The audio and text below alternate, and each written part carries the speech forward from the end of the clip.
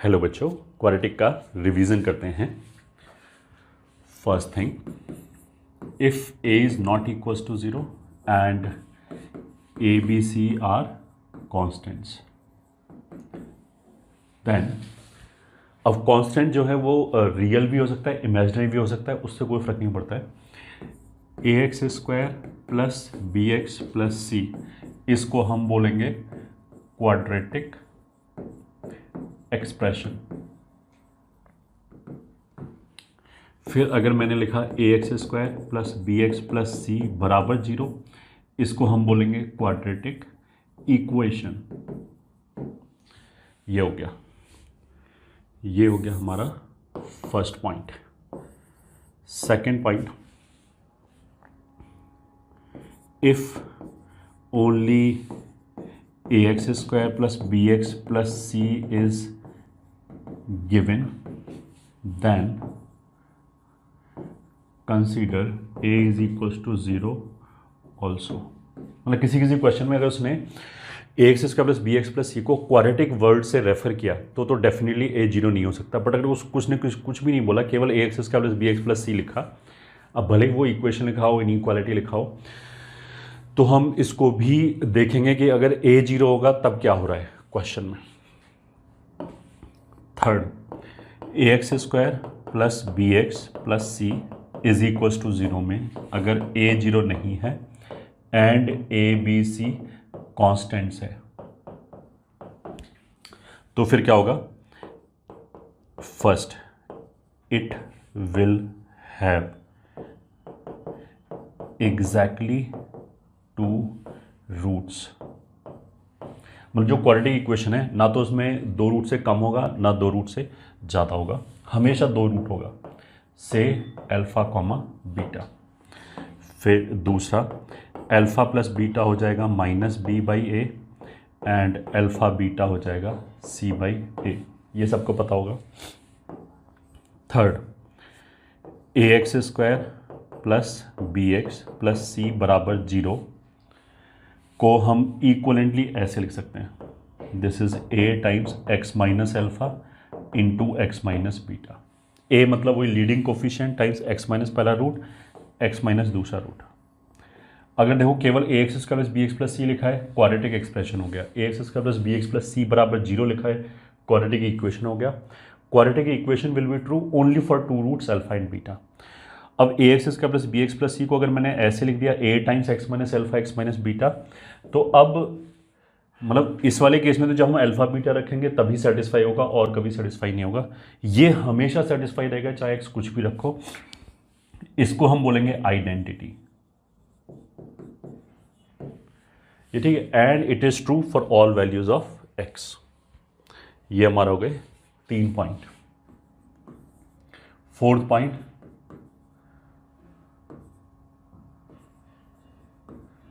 the quadratic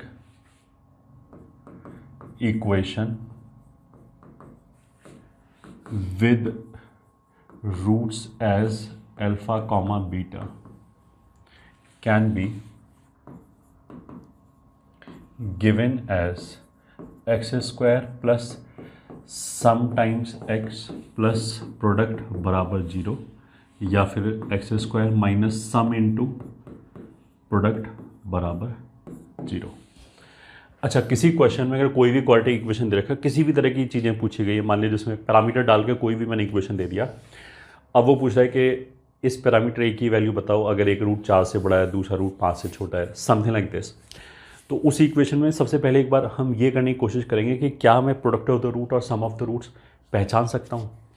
if answer is yes, तो फिर हम वैसे ही क्वेश्चन करेंगे, बहुत जल्दी हो जाएगा।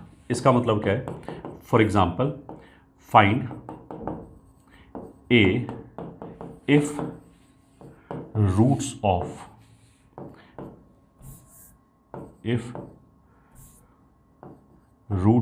X square 2a plus 5 times x plus A square plus 5a plus 4 बराबर 0 has a root in -1 to 5. Solution has a root in, चलो -1 to 5 ही लिखा रह दिया। अब देखो इसमें क्या है, जो गिवन इक्वेशन है x² माइनस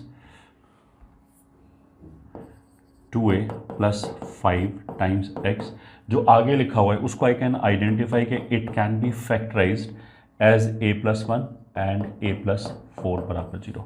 इन दोनों को अगर मैं सम करूं तो 2a + 5 आएगा, वो ये आ गया। तो इतनी ऑब्जर्वेशन से मैं बता सकता हूं कि इसका रूट a+1 एंड a+4 हो गया। अब उसने बोला कि इस इंटरवल में एक रूट आना चाहिए, तो अकॉर्डिंग टू क्वेश्चन अगर a+1 इस इंटरवल में आ गया, अगर a+1 -1 और 5 के बीच में आ गया तो चलेगा, और अगर a+4 5 और -1 के बीच में आ गया तो भी चलेगा। उसने ये नहीं बोला कि दोनों रूट आना चाहिए, उसने कोई भी एक रूट आ गया चलेगा। इस पूरे में से 1 घटाया तो -2a4, और इसमें से 1 घटाया तो -5 1, इन दोनों का यूनियन ले लिया। तो इसने बोला कि -5 से 1 तक, -2 से 4 तक, तो a बिलोंग्स टू -5 से 4 हो गया। ये क्वेश्चन बहुत जल्दी सॉल्व हो गया with the help of this observation. Otherwise तो अगर इसको मैं लोकेशन ऑफ रूट से सॉल्व करने की कोशिश करूं, it will become very lengthy, that you should understand. ठीक है, so this was our point 4। चलो ऐसे लिख देते हैं, point 1, point 2, point 3, and this is point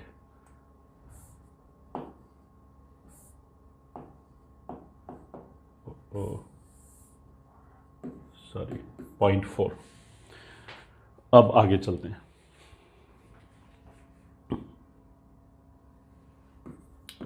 point 5, if alpha is a root of quadratic, then any polynomial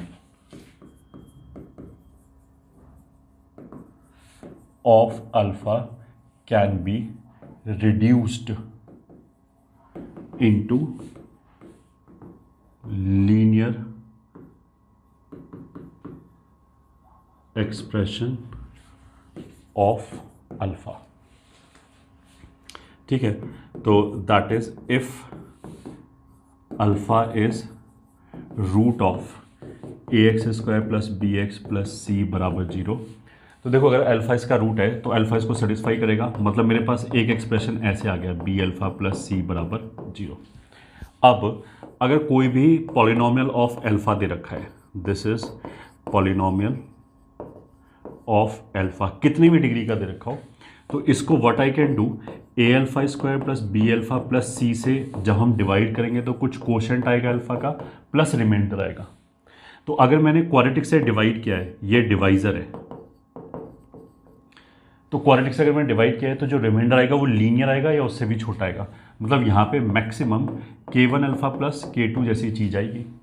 ठीक है, पहले तो p∞ को हमने इस एक्सप्रेशन से डिवाइड कर लिया, अब ये एक्सप्रेशन 0 हो जाएगा तो ये वाला पार्ट खत्म हो जाएगा, तो उसका मतलब क्या है कि ये p∞ इसके बराबर हो गया। ठीक है, this implies p∞ will be ultimately k1α + k2। अब k1 और k2 0 हो जाए तो अल्फा इसका रूट ही हो जाएगा, केवल k1 0 हो जाए तो एक कांस्टेंट आ जाएगा। ये ठीक है, ये बस एक पॉइंट हो गया। This is point 5। Point 6, any symmetric expression of roots alpha comma beta can be evaluated using alpha plus beta is equals to -b/a and alpha beta is equals to c/a। अगर मतलब इस तरह के question तो 9th-10th में भी करते हैं। अगर मैंने बोला कि α³ + β³ की वैल्यू बताओ, ठीक है, तो उसको हम फैक्टराइज करके α + β, α β के टर्म्स में एक्सप्रेस करेंगे, फिर वहाँ से वैल्यू कैलकुलेट करेंगे। ये हो गया हमारा 0.6, 0.7 nature of roots ax² plus bx plus c बराबर 0 में a 0 नहीं है एंड a b c मान लिया रियल कांस्टेंट है। तो फर्स्ट d ग्रेटर देन 0 मतलब रूट्स क्या होगा, रियल एंड डिस्टिंक्ट। दूसरा d इक्वल्स टू 0 मतलब roots real and equal, something like alpha alpha. इस वाले केस में जो ax² plus bx plus c हो जाएगा वो a times x minus alpha का होल स्क्वायर हो जाएगा। और इसी वाले केस में ax² plus bx plus c बराबर 0, इसका जो रूट होगा alpha that will be minus b/2a। ठीक है, अगर परफेक्ट स्क्वायर होगा तो रिपीटेड रूट माइनस b/2a आएगा। ठीक है, और तीसरा चीज़ क्या हो गया, d less than 0 implies roots will be imaginary. ठीक है, फिर वापस note 1, if coefficients are real then imaginary roots will occur in conjugate pair। ठीक है, वैसे रूट कितना होता है, minus b plus minus root d/2a। अगर कोफिशिएंट्स रियल हैं तो minus b plus minus root d/2a में ये रियल हो गया, ये रियल हो गया। तो अगर इसको इमेजिनरी होना है तो ऑफकोर्स d की वजह से ही होगा कि d नेगेटिव होगा। अब d नेगेटिव होगा तो यहाँ पे आयोटा आ जाएगा, तो एक बार प्लस के साथ आयोटा आ रहा है, एक बार माइनस के साथ आयोटा आ रहा है, तो वो एक दूसरे का कॉन्जुगेट हो गया। तो अगर कोफिशिएंट्स रियल है बट ये इसके लिए कंडीशन बोलना जरूरी है, तो इमेजिनरी रूट कॉन्जुगेट पेयर में ही आ सकता है। और एग्जैक्टली इसी लाइन पे if coefficients are rational then irrational root will occur in pair. ठीक है, तो अगर एक रूट 2 प्लस रूट 3 है तो दूसरा रूट 2 माइनस रूट 3 होगा। क्यों होगा, बट यहां पे हमने कंडीशन क्या लगा दी है, कोफिशिएंट्स आर रैशनल, मतलब ए बी सी रैशनल है। अगर ए बी सी रैशनल है तो ये ए रैशनल हो गया, ये बी रैशनल हो गया। इस पूरे में इर्रेशनैलिटी किसकी वजह से आ सकती है, अगर आ रही है तो डी की वजह से। डी परफेक्ट स्क्वायर नहीं होगा। अब अगर डी परफेक्ट स्क्वायर नहीं होगा तो मान लिया एक बार 5 प्लस रूट 3 आ गया, तो एक बार प्लस के साथ अगर रूट 3 आ रहा है तो दूसरी बार माइनस के साथ रूट 3 आ जाएगा। तो इसलिए दूसरा रूट भी क्या हो जाएगा, इर्रेशनल हो जाएगा। बट ये चीज़ ज़रूर याद रखें, अगर मैं बोलूँ कि एक क्वाड्रेटिक है और उसका एक रूट 5 प्लस रूट 2 है तो दूसरा रूट क्या होगा। अगर मैं केवल इतना बोलूँ तो हम कुछ नहीं बता सकते, दूसरा रूट कुछ भी हो सकता है। 5 माइनस रूट 2 बोलने के लिए this condition should be satisfied, it should be mentioned, तभी हम बोलेंगे कि दूसरा रूट 5 माइनस रूट 2 होगा जब कोफिशिएंट्स रियल है। ऐसे अगर मैंने बोला कि एक क्वाड्रेटिक का रूट 3 प्लस 2 आयोटा है तो दूसरा रूट क्या होगा, कुछ नहीं बोलेंगे, चुप रहेंगे जब तक मेरे को ये ना बोला जाए कि कोफिशिएंट्स आर रियल। फिर अगर एक रूट 3 प्लस 2 आयोटा है देन आई कैन से कि ठीक है दूसरा रूट फिर 3 माइनस 2 आयोटा होना चाहिए। ये हो गया हमारे पॉइंट 7। आगे चलते हैं। Point 8 is difference of roots. तो अगर ax² plus bx plus c बराबर 0 में रूट्स अगर अल्फ़ा बीटा हैं तो अल्फ़ा माइनस बीटा का mod will be root d/a। ये ठीक है, ये याद कर लिया। तो किसी भी क्वेश्चन में मान लिया अगर d इन्वॉल्व हो रहा है, मतलब मेरे को दिख रहा है कि b² माइनस 4ac जैसी कोई चीज़ लिखी हुई है, तो एक बार हमने ये सोच के देख लिया कुछ डिफरेंस ऑफ रूट से तो कुछ लेना देना नहीं है। अगर मान लिया चीज़ें क्लिक नहीं करी वरना कोई बात नहीं है, इट मे और मे नॉट वर्क। 9 जैसे तुम इसको ऐसे देखो, अगर मान लिया ये तो डिफरेंट हो गया, ये तो खत्म हो गया, 3x² प्लस 5x प्लस 11 बराबर 0। मान लिया मैंने इसका रूट बोला अल्फ़ा बीटा। अब मैंने बोला कि alpha cube plus beta cube का वैल्यू बताओ, ठीक है, मान लीजिए ये क्वेश्चन है। तो एक तरीका तो ये हो जाएगा कि इसको हम फैक्टराइज कर दें, अल्फा प्लस बीटा और अल्फा बीटा के टर्म्स में एक्सप्रेस करें और फिर यहाँ से निकाल लें, ठीक है, यहाँ से sum of the root and product of the root निकाल लें। दूसरा क्या होगा कि अगर अल्फा इसका रूट है तो ये होल्ड करना चाहिए, ठीक है, फिर इस पूरे को मैंने अल्फा से मल्टीप्लाई कर दिया तो 5 अल्फा स्क्वायर प्लस 11 अल्फा बराबर 0, ये होल्ड करना चाहिए। क्वेश्चन रूट्स के रिस्पेक्ट में सिमेट्रिक है, तो अगर अल्फा के लिए होल्ड कर रहा है तो बीटा के लिए भी होल्ड करेगा, तो सिमिलरली ये भी होल्ड करना चाहिए, प्लस 11 बीटा बराबर 0। इन दोनों को अगर मैं जोड़ दूं तो alpha cube plus beta cube plus 5 times alpha square plus beta square plus 11 times alpha plus beta बराबर 0। तो बेसिकली अगर मेरे को क्यूब चाहिए, क्यूब का सम चाहिए, तो वो स्क्वायर के सम और 1 पावर के सम से निकाल सकते हैं। अगर मेरे को ये दोनों पता है तो ये क्यूब निकल आएगा। अब अगर मेरे को क्यूब पता लग जाए तो एग्जैक्टली सेम लॉजिक से यहाँ से यहाँ तक जाने में मैंने अल्फ़ा मल्टीप्लाई किया, अगर मैंने अल्फ़ा स्क्वायर मल्टीप्लाई किया होता तो ये पावर 4 3 2 हो गया होता। फिर ऐसे बीटा में अगर हम लगा के जोड़ते तो यहाँ 4 पावर आ जाते हैं, यहाँ 3 पावर आ जाते हैं, यहाँ 2 पावर आ जाता है। तो मतलब 2 कॉन्जिक्यूटिव पावर का समेशन अगले वाले पावर की वैल्यू बता सकता है। मतलब अगर स्क्वायर का सम पता है और सिंपल 1 पावर का सम पता है तो वो क्यूब का सम निकल आएगा, ये ठीक है। इसी को हम बोलते हैं काइंड ऑफ रिकर्शन रिलेशन, मतलब एक ही चीज़ बार बार यूज़ होकर हम आगे जा रहे हैं। तो इसी को अब हम जनरलाइज कर लेते हैं कि अगर मान लिया A x square plus B x plus C is equals to 0, इसका रूट अल्फ़ा बीटा है, तो A alpha square plus B alpha plus C बराबर 0 होगा। इसको फिर हमने alpha raise to power N से मल्टीप्लाई कर दिया, तो A alpha raise to power N plus B alpha N plus 2 N plus 1 plus C into alpha raise to power N 0 हो गया। सिमिलरली ये ठीक है, similarly a times beta raise to power N plus 1 plus B times beta raise to power N plus 2 N plus 1 c times beta raise to power N बराबर 0 हो जाएगा। अब इसको देखो, अगर हमने जोड़ दिया तो सम आ जाएगा N plus 2 plus beta N plus 2 plus B times alpha N plus 1 plus beta N plus 1 plus C times alpha raise to power N plus beta raise to power N बराबर 0। तो मतलब एक formula तो A times S N plus 2 plus B times S N plus 1 plus C times S N बराबर 0 ये आ गया, ये ठीक है। जहाँ पे where s n is equals to alpha raise to power N plus beta raise to power n. Similarly अब देखो, यहाँ पे मैं इन दोनों को जोड़ने के बजाय घटा दूँ तो ये डिफरेंस आ जाएगा, लॉजिक एग्जैक्टली सेम रहेगी।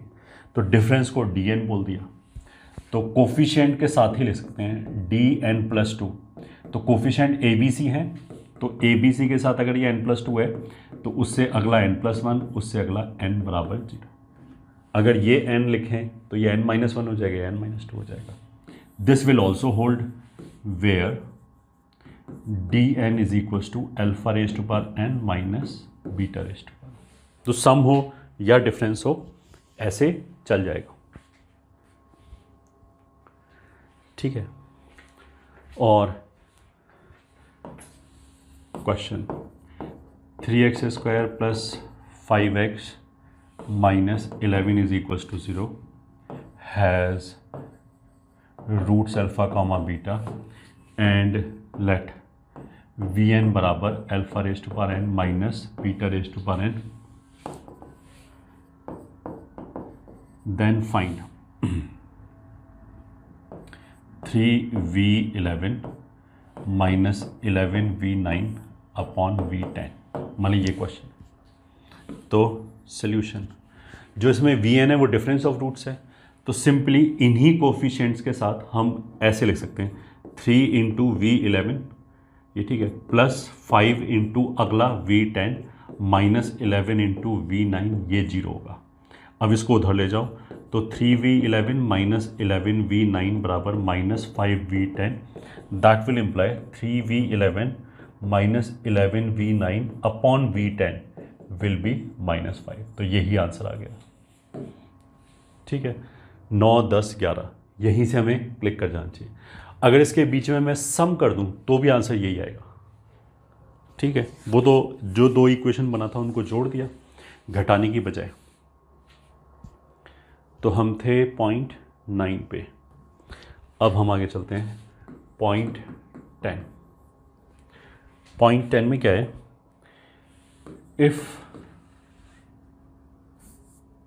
मतलब for ax² plus bx+ c बराबर 0, वापस a 0 नहीं है and a b c are real. ठीक है, डिस्क्रिमिनेंट कितना होता है, b² - 4ac।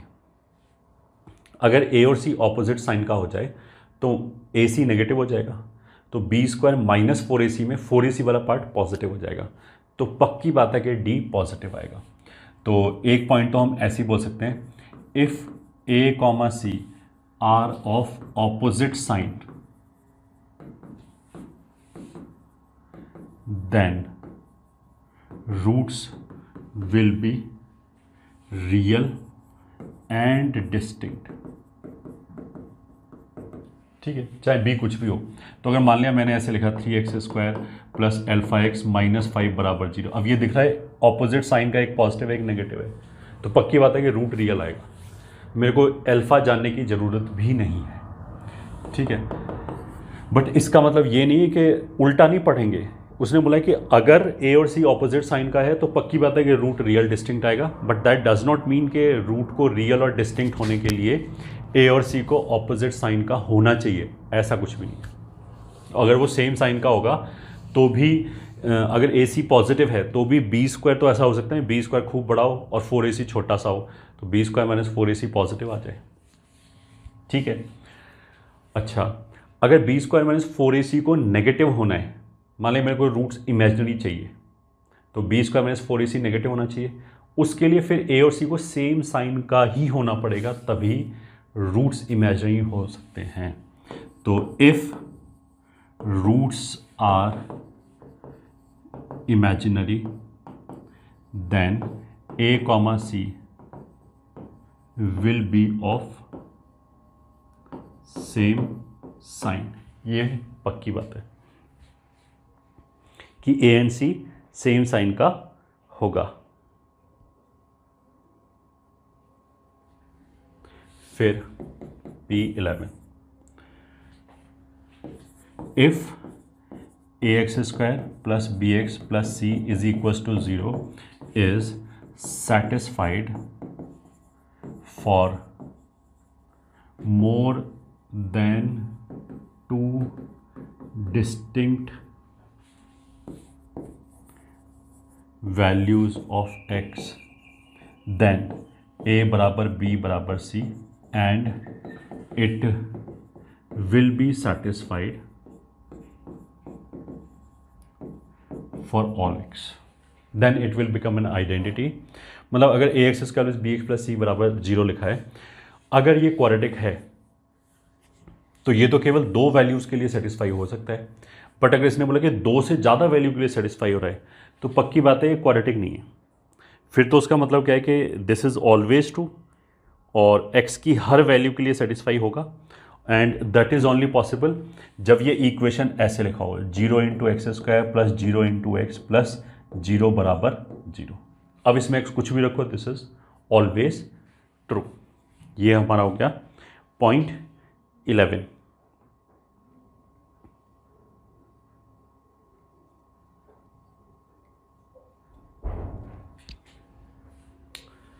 फिर आ जाएगा पॉइंट 12,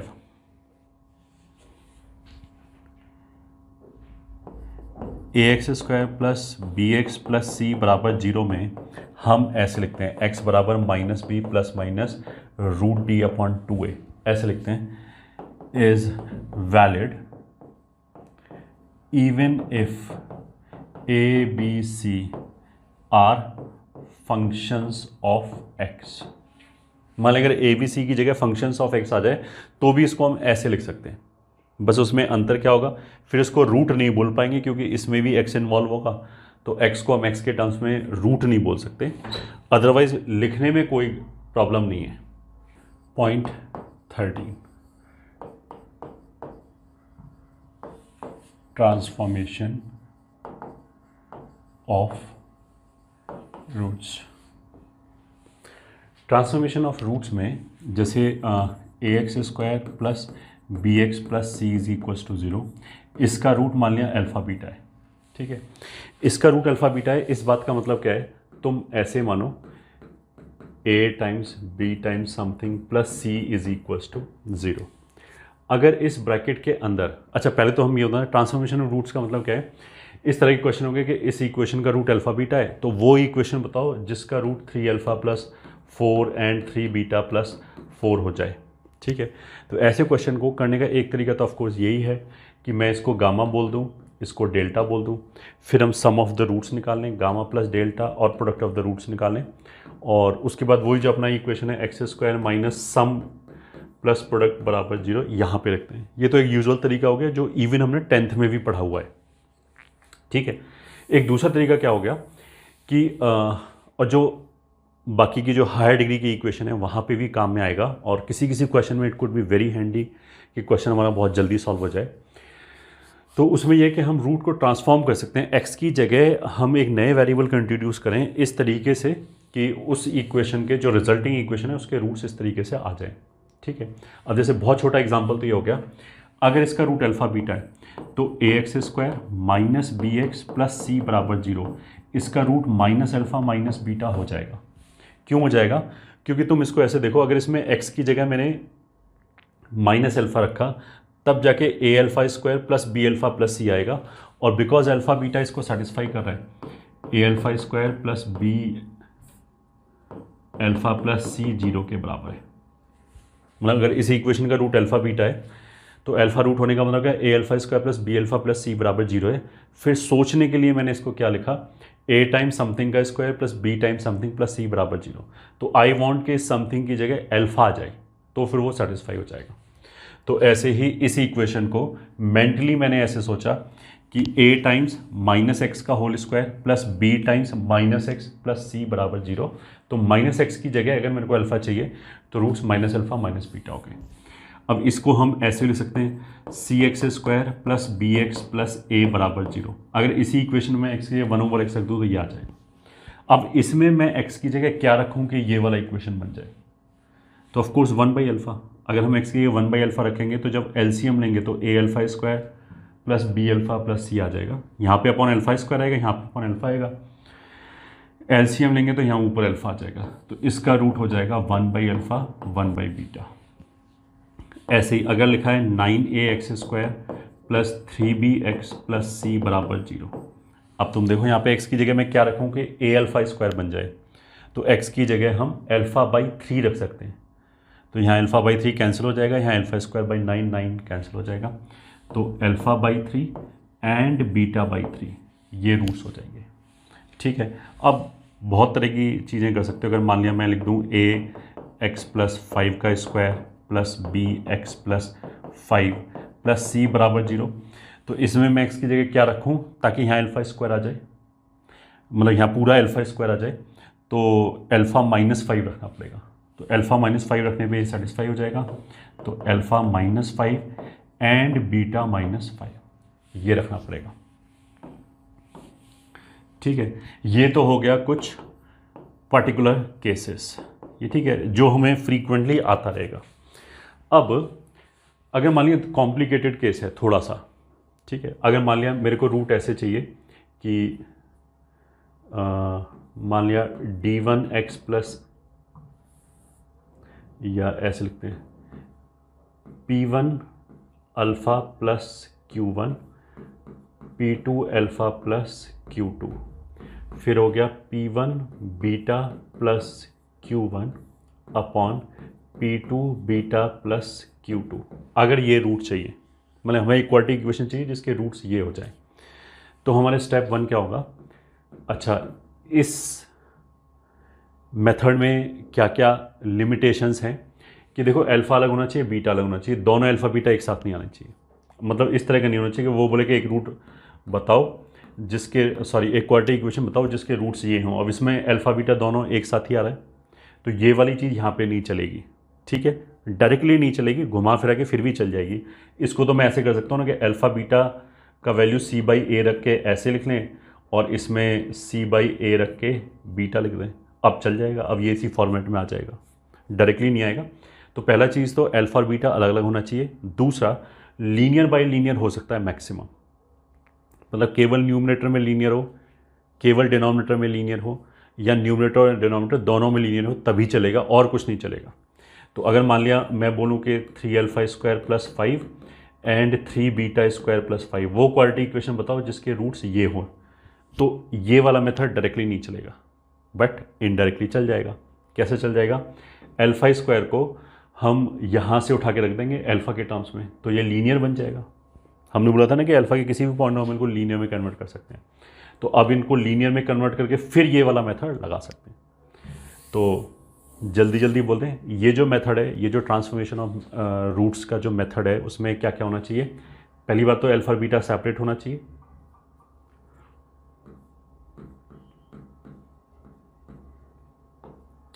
अल्फ़ा और बीटा सेपरेट होना चाहिए। दूसरा 1 लीनियर, केवल लीनियर या लीनियर अपॉन लीनियर, ये चल जाएगा। मतलब इसमें अगर P1 0 हो गया तो ये 1 लीनियर हो गया, P2 0 हो गया तो ये केवल लीनियर हो जाएगा क्योंकि न्यूमरेटर में अल्फ़ा बचेगा। और ऑफ कोर्स ये दोनों रूट सिमेट्रिक होने चाहिए, मतलब इसमें अल्फ़ा की जगह बीटा रखा तो ये आ गया, ठीक है। वो तो वैसे भी जब भी हम ट्रांसफॉर्मेशन और रूट्स बोलते हैं तो उसमें यूजली हम रूट सिमेट्रिक ही बताते हैं। अगर सिमेट्रिक नहीं होगा तो फिर इस बात पे डिपेंड करेगा कि अल्फ़ा कौन सा रूट है और बीटा कौन सा रूट है।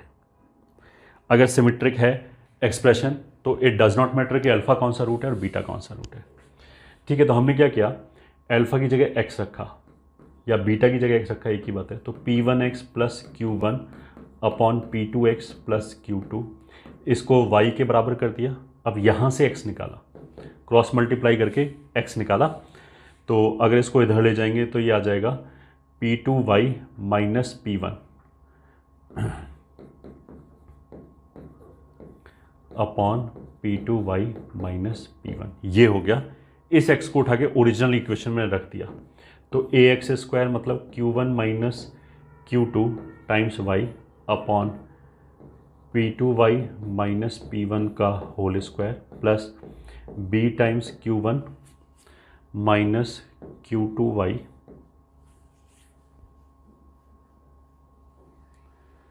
कुछ गड़बड़ है, नहीं सही है, upon P2y - P1 plus c बराबर 0। अब इसको सिंप्लीफाई कर लो तो ये एक क्वाड्रेटिक आ जाएगा y में, और जिसका रूट्स अपने आप गामा डेल्टा होगा, ये ठीक है। ये गामा हो गया, ये डेल्टा हो गया। तो एक शॉर्टकट हो गया ट्रांसफॉर्मेशन ऑफ रूट्स करने के लिए, अगर इस पर्टिकुलर फॉर्मेट में है तो। इस पर्टिकुलर फॉर्मेट में नहीं है तो थोड़ा बहुत हम इधर उधर करके बना सकते हैं, ठीक है। अच्छा, ऐसे करते समय फॉर फास्टर कैलकुलेशन मेरे को इनके जो रिलेटिव कोफिशिएंट्स हैं उनका ध्यान रखना चाहिए कि कौन क्या है, ठीक है। इस बात का मतलब क्या है कि question let alpha comma beta are the roots of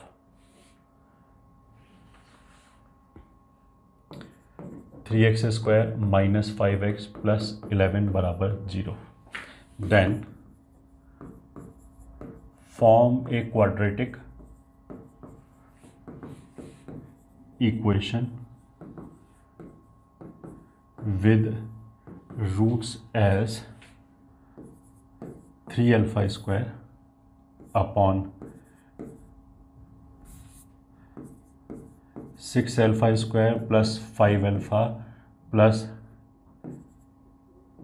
33 and 3β²,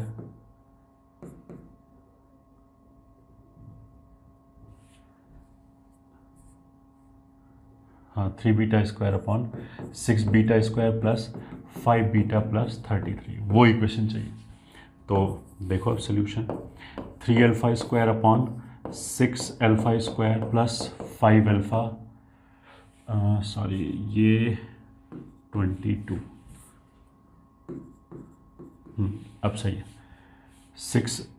6 alpha square plus 5 alpha plus 22। तो अल्फ़ा अगर इसका रूट है तो 3 alpha square minus 5 alpha plus 11 zero हो जाएगा। तो 3 अल्फ़ा स्क्वायर प्लस 11 5 अल्फ़ा हो जाएगा। तो मान लिया ये रूट गामा है, पहले मैंने इसको सिंप्लीफाई कर लिया, दूसरा ऐसे ही हो जाएगा। तो ऊपर तो मैंने 3 अल्फ़ा स्क्वायर अभी लिखा रहने दिया ऐसे ही, नीचे 6 अल्फ़ा स्क्वायर प्लस 22। तो अगर इसको 2 से मल्टीप्लाई करेंगे तो ये हो जाएगा 10 अल्फ़ा प्लस 5 अल्फ़ा, तो ये हो गया 15 अल्फ़ा। तो अल्फ़ा अपॉन 5 हो गया। इतना सिंप्लीफाई क्या गया, तो डेल्टा सिमिलरली बीटा अपॉन 5 आ जाएगा। तो अब मेरे को वो इक्वेशन चाहिए जिसका रूट अल्फ़ा अपॉन 5 है और बीटा अपॉन 5 है। तो दोनों सिमेट्रिक हो गया। अल्फ़ा अपॉन 5 में x अपॉन 5 लिख लिया y, या फिर x को लिख लिया 5y और सब्स्टिट्यूट कर दिया इस इक्वेशन में। तो 3 टाइम्स 5y का whole square minus 5 times 5y plus 11 बराबर 0। तो 75y square minus 25y plus 11 बराबर 0, ये वो क्वाड्रेटिक इक्वेशन होगी जिसके रूट्स ये दोनों हो जाएंगे। ठीक है, और इसमें हमें हिंट कहाँ से लगा, ये जो 6 अल्फ़ा स्क्वायर और 22 है, ये मेरे को दिखना चाहिए कि 3 और 11 है, और ये भी 3 और 11 टाइप चीज़ है। ठीक है, तो उससे बहुत जल्दी सिंप्लीफाई हो सकता है। तो दिस वॉज पॉइंट 13। आगे चलते हैं point 14, common root condition which we will call CRC।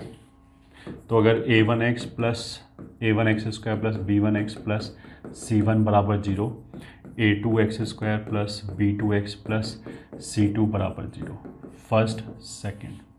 ठीक है, case 1, if both roots of 1 and 2 are same.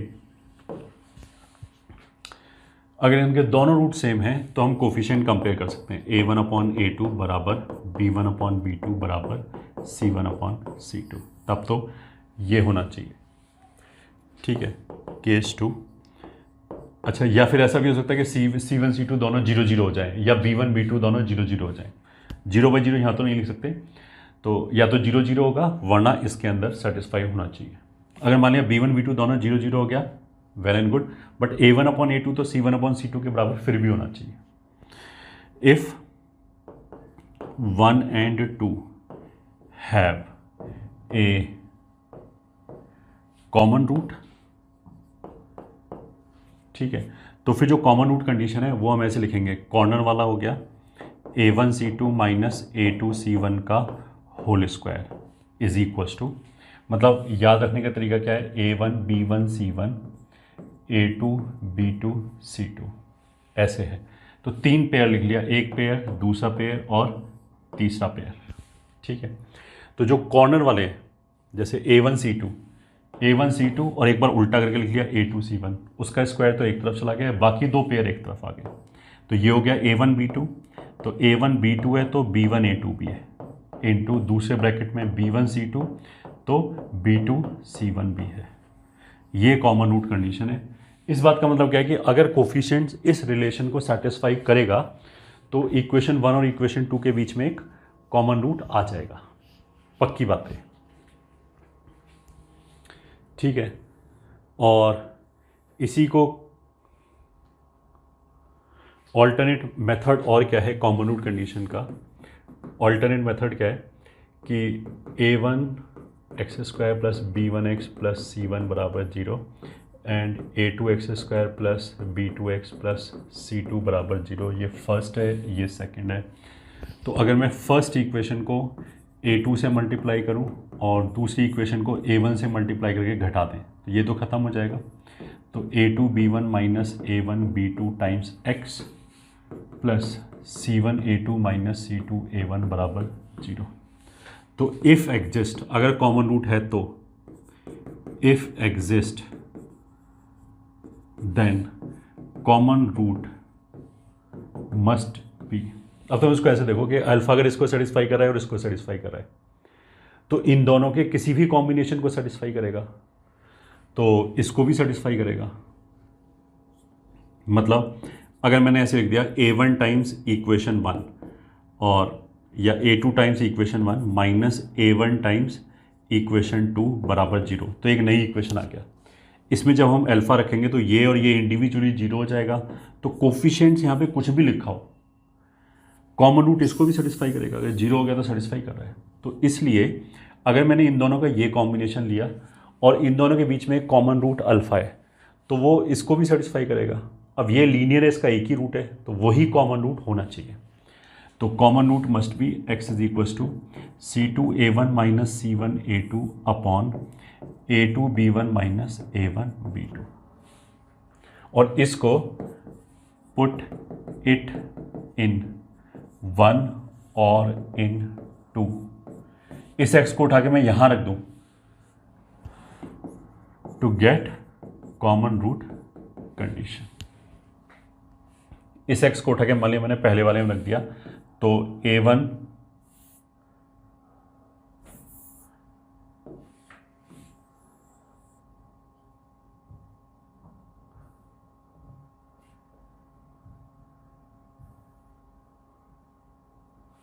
लो, तो A1 इसका स्क्वायर प्लस B1 टाइम्स ये प्लस C1 बराबर 0, ये हमारी कॉमन रूट कंडीशन हो गई। ठीक है, ये कॉमन रूट कंडीशन हो गई। यहाँ पे बेसिकली हमने लॉजिक क्या यूज़ किया है, ये वाला, कि अगर मान लिया एक पॉलिनोमियल इक्वेशन है और माने 3 डिग्री का है, इसका रूट अल्फा बीटा गामा है। एक दूसरा पॉलिनोमियल इक्वेशन है मान लिया QX कितने भी डिग्री का, और इसका रूट मान लिया अल्फा बीटा डेल्टा ईटा थीटा मान लिया 5 डिग्री का है। ये है, इन दोनों का मैंने कोई भी कॉम्बिनेशन लिया, K1PX प्लस K2QX बराबर 0। तो अगर इसमें मैं अल्फा रखूंगा तो देखो P अल्फा भी 0 हो जाएगा और Q अल्फा भी 0 हो जाएगा, क्योंकि वो इसको सेटिस्फाई कर रहा है। तो अगर ये दोनों 0 हो गए तो ये पूरा सेटिस्फाई हो जाएगा, तो इसका रूट एक अल्फा तो आएगा ही आएगा। कहने का मतलब क्या है कि इन दोनों का कोई भी कॉम्बिनेशन लिया तो इनके बीच में जो कॉमन रूट है वो तो यहाँ पे पक्की बात आएगा। तो कॉमन रूट अल्फा और बीटा है तो वो तो पक्का आएगा। गामा डेल्टा ईटा और थीटा वो कभी नहीं आएगा, नॉन कॉमन रूट यहाँ पे नहीं आ सकता। बाकी अगर ये जैसे 5 डिग्री का है और ये 3 डिग्री का है, इसका जो कॉम्बिनेशन है वो भी 5 डिग्री का है, तो उसके 3 रूट्स और आएंगे, बट वो 3 रूट्स इनमें से कोई नहीं हो सकता। गामा डेल्टा ईटा थीटा नहीं हो सकता, क्योंकि जैसे गामा उठाया, गामा रखने पे यही सेटिस्फाई होगा, ये तो सेटिस्फाई नहीं होगा, तो ये 0 हो ही नहीं सकता। तो बाकी तो कुछ ऐसे कुछ आ जाएगा phi1 phi2 phi3। यही कॉन्सेप्ट हमने यहाँ यूज़ किया कि अगर इन दोनों के बीच में एक कॉमन रूट अल्फा है तो इसका हमने एक कॉम्बिनेशन ले लिया, उसका रूट भी कॉमन रूट अल्फा होना चाहिए, बट उसका तो एक ही रूट है तो वही रूट अल्फा होना चाहिए। तो अगर कॉमन रूट है तो वो ये है।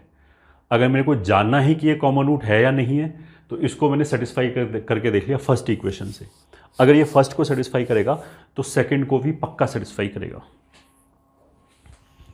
तो ये हमारी हो गई common root conditions. This is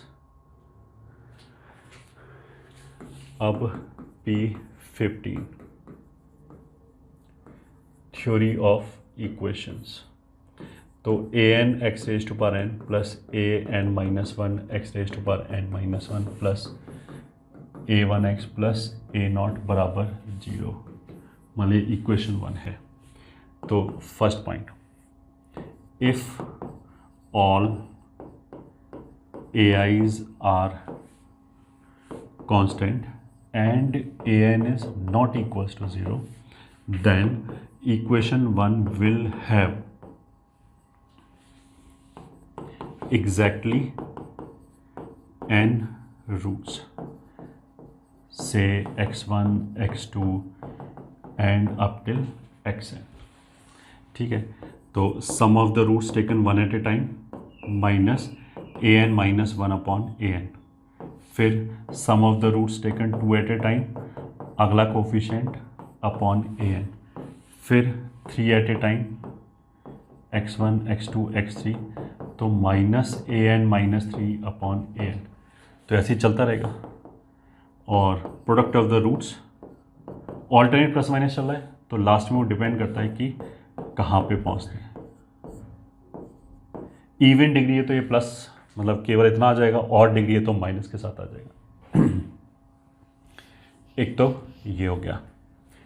इसी केस में an(x⁴n) plus an-1(x⁴n-1) plus and so on a1x plus a0 को, जैसे हम क्वाड्रेटिक को लिखते हैं ना, leading coefficient into x minus पहला रूट x माइनस दूसरा रूट, एग्जैक्टली वैसे यहाँ पे लिख सकते हैं। तो लीडिंग कोफिशिएंट ये हो गया x माइनस पहला रूट x माइनस दूसरा रूट, ऐसे करके x माइनस nth रूट, ये हो जाए। This is an identity. 3 बार लगाने का मतलब क्या, आइडेंटिटी, और इसमें कुछ भी रख सकते हैं, इसका कोई वैल्यू रख सकते हैं, दोनों तरफ से बराबरी आएगा। ये इक्वेशन है। It will be satisfied only for the roots. Of course root के अलावा कुछ रखेंगे तो सेटिस्फाई नहीं होगा। आइडेंटिटी में हम कुछ भी रख सकते हैं। ये तो बेसिकली इसी को फैक्टराइज करके ऐसे लिख रखा है। तो फैक्टराइज करने का मतलब क्या है कि सेम चीज़ लिखी हुई है। ठीक है। थर्ड, बाकी तो क्वाड्रेटिक की तरह है। If coefficients are real then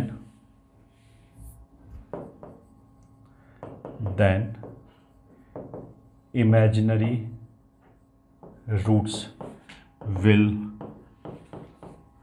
occur in conjugate pair। ठीक है। अच्छा, इसमें वो रैशनल वाली चीज़ इसमें होल्ड नहीं करेगी इन जनरल। अगर मैं बोलूँ कि कोफिशिएंट अगर रैशनल है तो इर्रेशनल रूट पेयर में आएगा, ऐसा जरूरी नहीं है। ठीक है। जैसे मैं x³ + 2 = 0 लिख दूँ तो उसमें एक ही इर्रेशनल रूट आएगा, बाकी इमेजिनरी रूट आएगा। ठीक है। बट रियल वाली चीज़ तो होल्ड करेगी।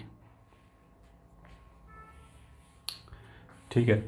फिर fourth point, if 1 is satisfied for n+1 distinct values of x, then it will be an identity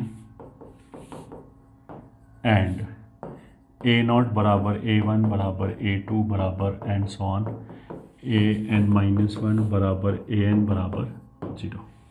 अगर मान लिया कोई 5 डिग्री का इक्वेशन लिखा है और हम बोलेंगे 6 डिस्टिंक्ट वैल्यूज़ के लिए सेटिस्फाई हो गया, मतलब 5 डिग्री का इक्वेशन तो नहीं बोल सकते उसको।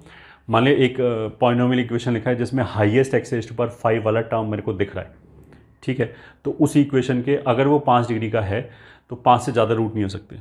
अब मैं बोलूँ कि वो 6 के लिए सेटिस्फाई हो गया या 7 के लिए सेटिस्फाई हो गया, तो उसका मतलब क्या है कि वो फिर 5 डिग्री का नहीं है, फिर तो वो 0 लिखा हुआ है। सिंपली सारे कोफिशिएंट 0 हो जाएंगे, वही क्वाड्रेटिक की तर्ज पे एग्जैक्टली वैसे ही। ठीक है। Fifth, if coefficients are rational then if p/q is a rational root of equation 1, then p must divide a0 and q must divide an। अगर मान लें कोफिशिएंट्स रैशनल हैं और इसका अगर एक रूट p/q है तो ये तो q से डिविजिबल होना चाहिए और ये p से डिविजिबल होना चाहिए, तभी ऐसा पॉसिबल है। ठीक है। मतलब क्या है इसका, जैसे question find number of rational roots of x³ + 5x² + 7x + 3 = 0। ठीक है। सॉल्यूशन, अगर देखो इसका कोई रैशनल रूट हुआ तो उसका जो न्यूमरेटर है वो इसका कोई फैक्टर होना चाहिए और डिनोमिनेटर तो 1 का फैक्टर होना चाहिए। तो अगर इसका कोई रैशनल रूट है तो रैशनल रूट कुड बी, या तो +-1/1 हो गया या फिर +-3/1 हो गया, यही रूट हो सकते हैं। ठीक है, तो -1, 1, 3 और -3, इनके अलावा कोई रूट नहीं हो सकता। ठीक है, अदरवाइज ये वाली चीज़ वॉयलेट हो जाएगी। ठीक है, अब देखो, अगर मैंने पॉजिटिव रूट हो ही नहीं सकता, पॉजिटिव रखेंगे सब कुछ पॉजिटिव हो जाएगा, तो जीरो हो ही नहीं सकता। -1 रख के देखा, तो -1 रखेंगे तो ये नेगेटिव हो जाएगा, ये नेगेटिव हो जाएगा, तो ये 7 और 1 8 हो गया, और 5 और 3 8 हो गया, तो ये -1 एक रूट है इसका। -3 रख के देखा तो ये हो जाएगा -27, और ये हो गया -21, तो ये 8 -48, और ये हो जाएगा 45, और ये हो जाएगा 3, ये भी 48 हो गया। ये क्या हुआ, तो -3 भी सेटिस्फाई कर रहा है।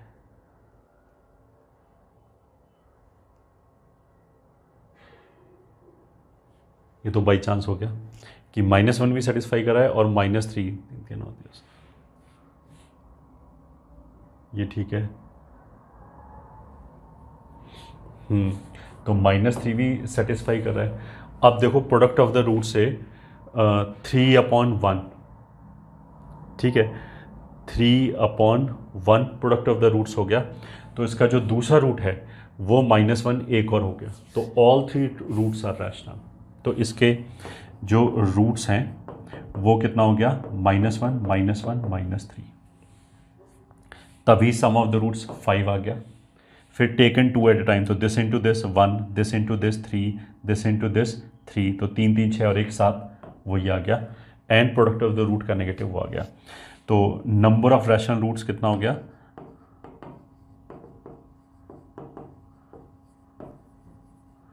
Equals to 3। तीनों रूट रैशनल ही हैं बाई चांस। ठीक है, ये हो गया। अब आगे चलते हैं।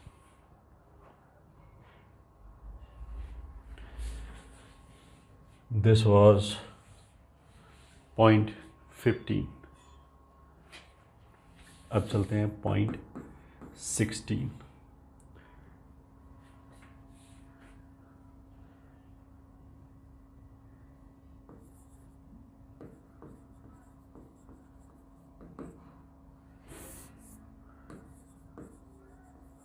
मतलब रेंज।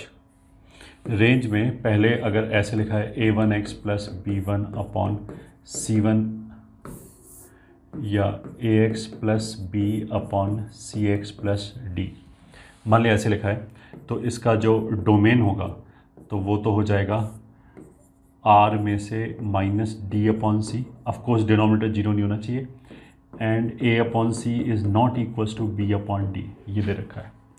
ठीक है, और जो इसका रेंज होगा वो क्या होगा, r में से x का कोफिशिएंट जो है a/c वो हटा दिया, ये तो पहला हो गया। दूसरा, अगर लीनियर अपॉन क्वाड्रेटिक है, या क्वाड्रेटिक 1 अपॉन क्वाड्रेटिक 2 है, या क्वाड्रेटिक अपॉन लीनियर है, तो हम ऐसे कर सकते हैं, y को बराबर कर दिया क्वाड्रेटिक 1 अपॉन क्वाड्रेटिक 2 के, क्रॉस मल्टीप्लाई किया, तो मतलब कुछ मान लिया, लिख ही लिया, a1x² plus b1x plus c1 upon a2x² plus b2x plus c2। अब क्रॉस मल्टीप्लाई करेंगे तो a2y minus a1 times x² plus b2y minus b1 times x plus c2y minus c1 बराबर 0, ये आ जाएगा। अब इसमें d greater than equals to 0 करो, तो यहाँ से एक नया क्वाड्रेटिक आ जाएगा y में, इसका जो सल्यूशन होगा ये, ठीक है, वही रेंज होगा। ठीक है, बस एक छोटा सा पॉइंट क्या है, चेक y बराबर a1 अपॉन a2, मतलब यहाँ एक्सेस का जो कोफिशिएंट है ये, अगर ये 0 हो गया तो ये क्वाड्रेटिक बचेगा ही नहीं, तो इसको हम चेक करेंगे कि ये सेपरेटली, पहला तो ये हो गया। दूसरा, between numerator and denominator if there is common factor then remove it. Numerator और डिनोमिनेटर में अगर कोई कॉमन फैक्टर आ जाए, मान लिया इसका भी एक रूट अल्फा आ जाए, इसका भी रूट है, तो उसको हटा दिया। अब देखो उसको मेरे को चेक करने की जरूरत नहीं है। अगर इन दोनों में एक कॉमन रूट आ रहा होगा तो वो मेरे को यहीं से पता लग जाएगा। ये जो डी है ये परफेक्ट स्क्वायर अपने आप बन जाएगा, ये जो क्वाड्रेटिक इन वाई है ये अपने आप परफेक्ट स्क्वायर बन जाएगा। तो यहाँ से हम पकड़ लेंगे कि इसके बीच में कोई कॉमन रूट होगा। तो फिर हमने ये सब छोड़ दिया, जो कॉमन रूट है वहाँ पे गए, कॉमन रूट उड़ा दिया, तो ये लीनियर अपॉन लीनियर बचेगा। उसकी रेंज हम ऐसे लिख सकते हैं, प्लस जो रूट हमने हटाया है, मान लिया हमने ऊपर नीचे से x-1 हटा दिया, तो x बराबर 1 तो रख ही नहीं सकते। तो फिर जो बचा हुआ एक्सप्रेशन होगा उसमें से एक वैल्यू तो ये वाली हट जाएगी। ठीक है, ये basically linear upon linear rectangular hyperbola होता है। तो रेक्टेंगुलर हाइपरबोला में जो हॉरिजॉन्टल एसिम्पटोट होता है वो a/c पे आता है, तो वो रेंज में आएगा नहीं। तो एक वैल्यू तो ये हट जाएगी, और दूसरा जो कॉमन हमने फैक्टर कैंसिल किया है उस x को रख के जो वैल्यू आ रहा है वो भी नहीं आएगी। ठीक है, तो दो वैल्यूज हट जाएंगी उस वाले केस में। तो ये हमारा हो गया रेंज, और रेंज में ही तीसरा लिख सकते हैं range of ax² plus bx plus c कितनी हो जाएगी। अगर a पॉजिटिव है तो ये पैराबोला अपवर्ड होगा, तब तो होगा -d/4a से इन्फिनिटी, और अगर a नेगेटिव है तब ये हो जाएगा -∞ से -d/4a, तब रेंज ये हो जाएगी।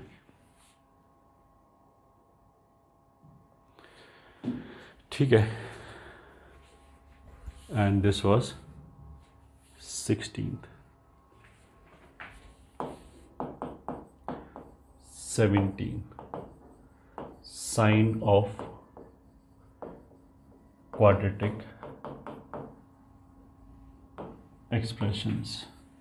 तो अगर मान लिया y बराबर ax² plus bx plus c लिखा हुआ है, तो या फिर इसको हम qx बोल देते हैं, qx बराबर दिस। तो केस 1, अगर if d is negative then जो ax² plus bx plus c है it will always be negative अगर a नेगेटिव है, और अगर a पॉजिटिव है तो ax² plus bx plus c will always be positive. इन दोनों को मिला के हम ऐसे लिख सकते हैं a times ax² plus bx plus c will always be positive. ठीक है, qx बोल दो, fx बोल दो, तो इसका मतलब क्या है कि a fx will always be positive. ठीक है, केस 2, अगर d इक्वल्स टू 0 है तो ऑफकोर्स पैराबोला टच करेगा एक्स एक्सिस को, तो एक जगह तो वैल्यू पॉजिटिव होगी, बाकी नेगेटिव होगी। तो इसी जगह इसी तरीके से क्या आ जाएगा, सॉरी, एक जगह तो वैल्यू 0 होगी, बाकी जगह क्या होगी, या तो इंटायरली पॉजिटिव होगी अगर पैराबोला अपवर्ड है, ठीक है, और या फिर इंटायरली नेगेटिव होगी। तो मतलब ऐसे लिख सकते हैं a f x will be greater than equals to 0 for all x। ठीक है, तो अब इसमें ये दोनों ही केस है, यही चीज़ ये लिखी जा रही है, बस इसमें केवल क्या है, इसमें तो कहीं पे भी एफ एक्स की वैल्यू 0 नहीं आएगी। वो ग्राफ जो है वो या तो ऐसे बनेगा, ये एक्स एक्सिस है, या फिर ग्राफ ऐसे बनेगा। ठीक है, इसमें क्या है, या तो ग्राफ ऐसे बनेगा कि एक जगह 0 बाकी सब जगह पॉजिटिव, या फिर ग्राफ ऐसे बनेगा। तो इन दोनों केसेस को मिला के हम ऐसे लिख सकते हैं कि ए एफ एक्स हमेशा ग्रेटर देन इक्वल्स टू 0 आएगी। केस 3, अगर d पॉजिटिव है तब बेसिकली क्या होगा कि रूट्स अल्फा बीटा है, तो रूट्स के बीच में नेगेटिव, बाकी सब जगह पॉजिटिव। अगर पैराबोला डाउनवर्ड है तो रूट्स के बीच में पॉजिटिव, बाकी सब जगह नेगेटिव। अब इसको हम ऐसे लिख सकते हैं कि A F x will be positive. A लिखने से क्या होता है, पैराबोला अपवर्ड और डाउनवर्ड दोनों एक साथ लिखे गए, दोनों कंडीशन एक साथ लिखी गई। तो ए एफ एक्स पॉजिटिव होगा अगर रूट्स के बाहर हैं, तो -∞ से अल्फा यूनियन बीटा से infinity. And a F x will be negative between the roots for all x alpha से लेके बीटा। तो रूट्स के बीच में this will be always positive. ये हमारा साइन हो गया, ठीक है। This is not very important. ये हो जाएगा लोकेशन ऑफ रूट्स। तो मान लिया f x is a x square plus B x plus c, a is not equal to 0। अब ये इस तरह की चीज़ होगी अगर मैं बोलूँ कि मतलब हमने कोई क्वाड्रेटिक इक्वेशन लिखा कोई पैरामीटर डाल के, ए वे डाल के, फिर हम लोगों की ए की वैल्यू बताओ सच दैट कि दोनों रूट 5 से बड़े हैं 4 से छोटे हैं, इस तरह की चीज़ें। तो उस तरह की चीज़ को हैंडल करने के लिए केवल 3 केसेस काफ़ी हैं। केस 1, अगर कोई नंबर इफ़ के कोई नंबर है वो रूट्स के बीच में हमें चाहिए, lies between the roots, then a f के नेगेटिव कर दिया। बस एक कंडीशन काफ़ी है। अगर मेरे को कोई भी नंबर रूट्स के बीच में चाहिए तो ए एफ के नेगेटिव। केस 2, इफ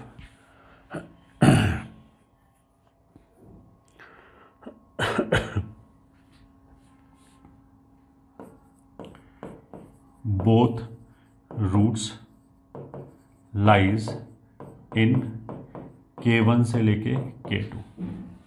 K1 से K2 तक का कोई इंटरवल है,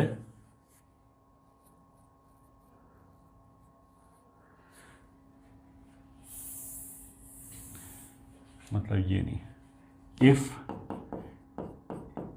exactly one root lies in K1 से K2 and other root is outside this interval, इसके बाहर है। मतलब कुछ ऐसे करके कि ये K1 हो गया, ये K2 हो गया, तो K1 और K2 के बीच में एग्जैक्टली एक रूट है, दूसरा इस इंटरवल के बाहर है। इंटरवल ये हो गया, ये ठीक है। या फिर ये वाला रूट इधर आ जाए या पैराबोला डाउनवर्ड हो जाए। तो इसमें भी केवल एक कंडीशन चलेगा कि F of K1 into F of K2 must be negative. इतना लिखने से हमारा सारा काम हो जाएगा और कोई कंडीशन नहीं चाहिए। केस 3 क्या है, if K is greater than both the roots.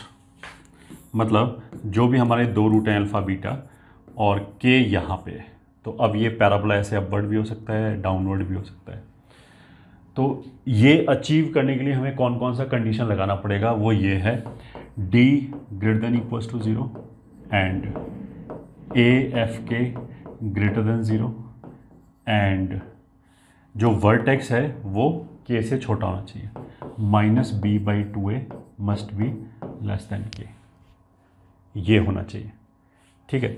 अगर मान लिया मेरे को दोनों रूट राइट पे चाहिए और K इधर चाहिए, तो यही कंडीशन चल जाएगा, D greater than equals to 0 चल जाएगा, ए एफ के ग्रेटर देन 0 चल जाएगा, बट इस बार जो वर्टेक्स है वो राइट पे होना चाहिए, तो -b/2a must B greater then K, बस ये अंतर आएगा। ठीक है। तो अगर ये याद है तो इसे याद करने की जरूरत ही नहीं। कुछ बच्चे इसमें कोशिश करेंगे सम ऑफ रूट और प्रोडक्ट ऑफ द रूट। अगर देखो ऐसे याद करेंगे तो हमें कंफर्टेबली याद हो जाएगा और गलती के चांस कम होंगे। ठीक है। Sum of root and product of the root से याद करने में गड़बड़ हो सकता है।